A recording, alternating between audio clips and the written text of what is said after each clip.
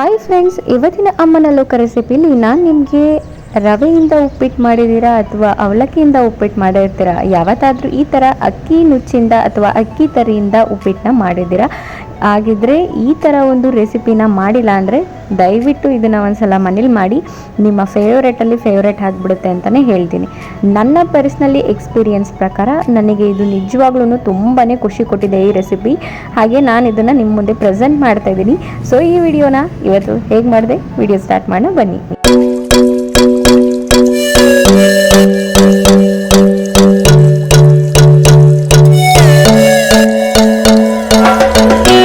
Friends, ಅಕ್ಕಿ ತರಿಲಿ ಉಪ್ಪಿಟ್ಟನ್ನ ಮಾಡಿದರೆ ನಿಮ್ಮ ಎಲ್ಲರೂ ಫೇವ್ರೇಟ್ ಆಗಿಬಿಡುತ್ತೆ. ನಾನಿಲ್ಲಿ ಒಂದು 2 ಕಪ್ ಆಗೋಷ್ಟು ಅಕ್ಕಿನ ಮಿಕ್ಸಿಲಿ ಪುಡಿ ಮಾಡ್ಕೊಂಡಿದ್ದೀನಿ. ಇಷ್ಟು ಒಂದು ಪುಡಿ ಆದರೆ ಸಾಕು. ಇದನ್ನು ನೀವು ಮಿಲ್ಲಲ್ಲಿ ಕೂಡ ಮಾಡಿಸ್ಬೋದು ಅಥವಾ ಮನೆಯಲ್ಲೇ ಮಾಡ್ಬೋದು. ಸೊ ನಾನಿಲ್ಲಿ 2 ಕಪ್ ಅಕ್ಕಿನ ತೊಗೊಂಡು ಈ ಥರ ಒಂದು ಮಿಕ್ಸಿ ಜಾರಲ್ಲಿ ಈ ಒಂದು ಹದಕ್ಕೆ ಪುಡಿ ಮಾಡ್ಕೊಂಡಿದ್ದೀನಿ. ಅದಾದಮೇಲೆ ನಾನು ಇದನ್ನು ಚೆನ್ನಾಗಿ ಹುರ್ಕೋತಾ ಇದ್ದೀನಿ. ಡ್ರೈ ಫ್ರೈ ಮಾಡಬೇಕು ಫ್ರೆಂಡ್ಸ್, ಯಾವುದೇ ಥರದ ಎಣ್ಣೆನ ಹಾಕೋಂಗಿಲ್ಲ, ನೆನಪಿರಲಿ. ಹಾಗೆ ಈ ಒಂದು ಬಾಣಲಿಲಿ ಈ ಒಂದು ಅಕ್ಕಿ ತರಿನ ಯಾವ ಥರ ಫ್ರೈ ಮಾಡ್ಕೋಬೇಕಂದ್ರೆ ವೈಟ್ ಕಲರ್ ಇರೋದು ನಿಮಗೆ ಬ್ರೌನ್ ಕಲರ್ ಬರಬೇಕು, ಅಲ್ಲಿ ತನಕ ಇದನ್ನು ಫ್ರೈ ಮಾಡ್ಕೋಬೇಕು. ಅದಾದಮೇಲೆ ಫ್ರೈ ಮಾಡಾದಮೇಲೆ ಇದನ್ನು ಒಂದು ತಟ್ಟೆಗೆ ಎತ್ತಿಟ್ಕೋಬೇಕು.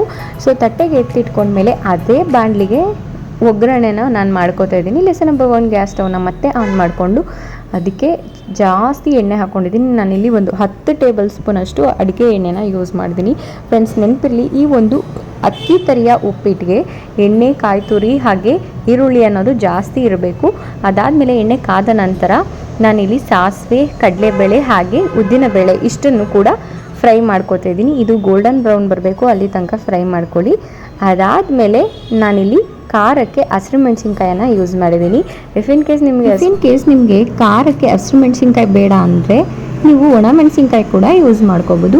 ಫ್ರೆಂಡ್ಸ್, ಇದನ್ನು ಕೂಡ ಎಣ್ಣೆಯಲ್ಲಿ ಚೆನ್ನಾಗಿ ಫ್ರೈ ಮಾಡಬೇಕು, ಯಾಕಂದರೆ ಆ ಖಾರದ ಅಂಶ ಎಣ್ಣೆಯಲ್ಲಿ ಬಿಟ್ಕೋಬೇಕಂದ್ರೆ ಚೆನ್ನಾಗಿ ಫ್ರೈ ಮಾಡಬೇಕು.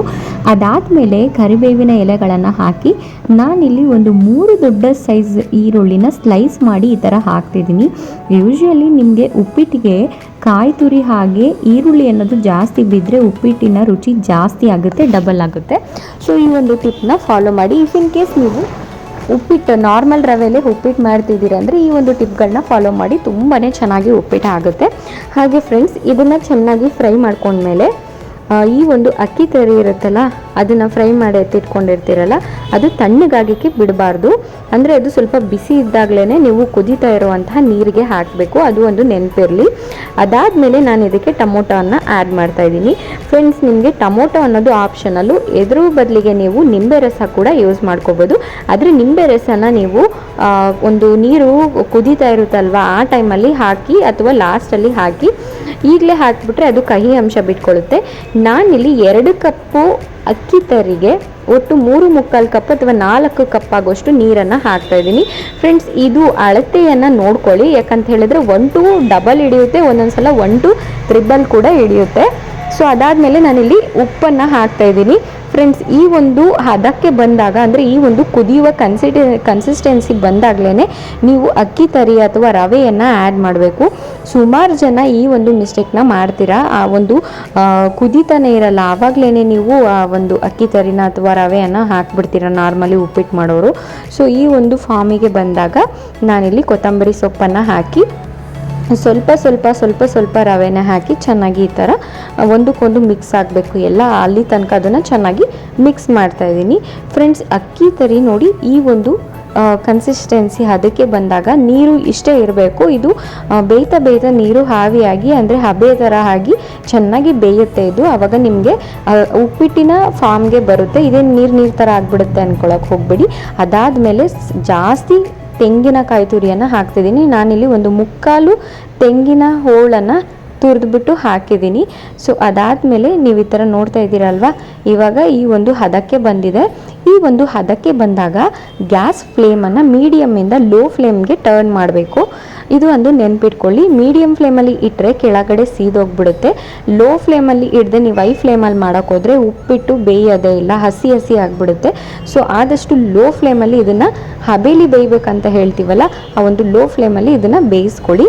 ಫ್ರೆಂಡ್ಸ್, ಇದಾದಮೇಲೆ ನಾನಿಲ್ಲಿ ಮೇಲೆ ಜಾಸ್ತಿ ಎಣ್ಣೆಯನ್ನು ಹಾಕ್ತಾಯಿದ್ದೀನಿ. ಯಾಕಂತ ಹೇಳಿದ್ರೆ ಈ ಒಂದು ಅಕ್ಕಿ ನುಚ್ಚಿನ ಉಪ್ಪಿಟ್ಟು ಅಥವಾ ಅಕ್ಕಿಯ ತರಿಯ ಉಪ್ಪಿಟ್ಟಲ್ಲಿ ಎಣ್ಣೆ ಅಂಶ ಅನ್ನೋದು ಜಾಸ್ತಿ ಬೇಕಾಗುತ್ತೆ. ಆವಾಗಲೇ ನಿಮಗೆ ಈ ಒಂದು ಉಪ್ಪಿಟ್ಟಿನ ರುಚಿ ಜಾಸ್ತಿ ಚೆನ್ನಾಗಿ ಅನಿಸೋದು.